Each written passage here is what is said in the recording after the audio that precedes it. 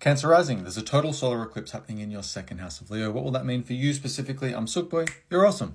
Let's talk about it. In astrology, an eclipse is considered a pretty significant event. Nothing might happen on the day, but it does tend to unfold a sequence of events over 6 months, potentially even longer. In fact, over the next 18 months, most of the eclipses, the majority of eclipses will play out in your second house of Leo and or your 8th house of Aquarius. Now, they're symbolic of major beginnings and major endings. And for you, this has everything to do with your financial access, the resources that you can acquire and have access to support your livelihood, but also your attachments financially to other people's decisions they make that somehow impact you. Additionally, because you're Cancer rising and the moon is your chart ruler, full moons, new moons, eclipses, they are probably a lot more noticeable than potentially other rising signs. Having Leo in the second house is basically saying how much you've associated your identity with your cult of personality to your material possessions. Your income, your finances, your spending habits, what's coming in, what's going out, basically. How much influence, sovereignty, and authority do you have over your personal possessions, your finances, your expenditures? What's coming in, what's going out? And how do you feel about yourself? Are you comparing yourself to other people's financial situations? This eclipse could mark somewhat of an audit of coping mechanisms when it comes to your relationship to your money. Is there a source of income that you are letting go of? Are you closing one door and opening another? Is there an opportunity here to make or create wealth in another way? Now, Mercury and Jupiter have just formed a conjunction in this second house, and so there could be a lot of logistics, some organizing needed. Potentially you're asked to take the initiative, take the lead when it comes to your finances. And the Mercury in particular is in opposition to Pluto in your 8th house of Aquarius. This 8th house is what you're dependent on and who is dependent on you, your shared assets, your shared finances. This also speaks to your intimacy, the consequences of pre-existing relationships that you've entered into, but now it's playing out in real time. Now, the Mercury also forms a sextile down to your 4th house of Libra, where Venus is. And this indicates to me that there could be a lot of debt that you're trying to tackle in this time. Is that debt something you're responsible for? Is your partner responsible for dragging you into debt? And how ultimately are you going to sort this out? What are the logistics involved? Are you selling your home, renovating your home, refinancing your home? What are the agreements you have with the bank or the tax man in this time? Now, the Mercury also forms a trine up to Neptune in your 10th house and an opposition to that Venus in your 4th house. This is a pretty creative energy, and potentially you're thinking about taking on an additional income stream. Maybe you lack the confidence to do so. Maybe you don't have faith in yourself. Mars has just slipped into Cancer, moving into your 1st house, and that Mars is ruling your 5th house of your entrepreneurial journey, your ability to take risks on investing in yourself, your passion projects, and your interests.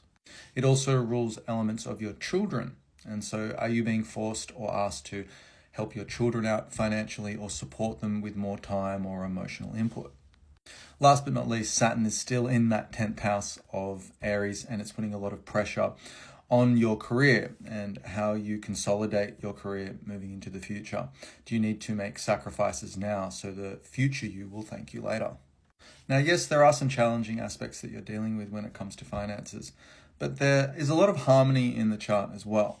Have you committed yourself to too many subscriptions, for example, or are there needless expenses that your ego is attached to because they bring you some kind of comfort, but it is time to let them go because they're living rent-free in your pockets?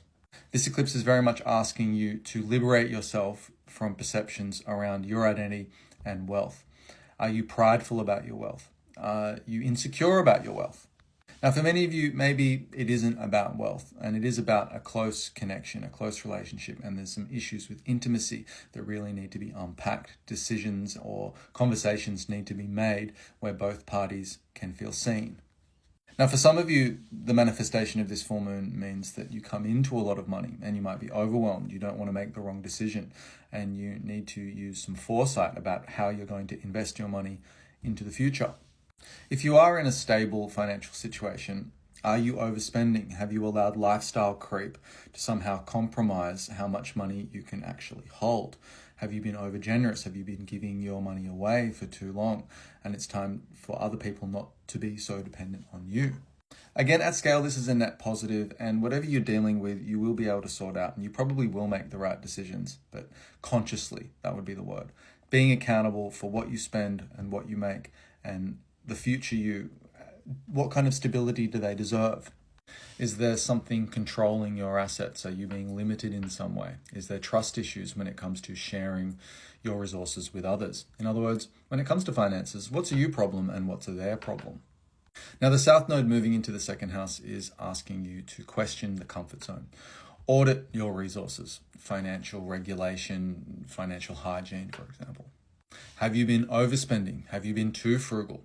Asking yourself these questions in this time is kind of favorable. Now, Jupiter rules Sagittarius, and Sagittarius is your 6th house. This speaks to how many tasks you've taken on in your lifestyle. Are you overwhelmed with your daily responsibilities? Is there something to do with health that is costing you money? Have you been sick? Have you been injured? Are you nursing others potentially? And is that draining your resources, both time, money, emotional capacity, so on and so forth? This is a time to examine what truly gives you security. In other words, is your identity and your value confirmed by your tax bracket and what you earn? This eclipse encourages a more healthy relationship with your material security. As a thank you for watching this entire video, please feel free to send me a DM. I'll send you a coupon code for 30 Australian dollars off my natal and birth chart readings for exclusively new clients. Hope that helps. Okay, bye.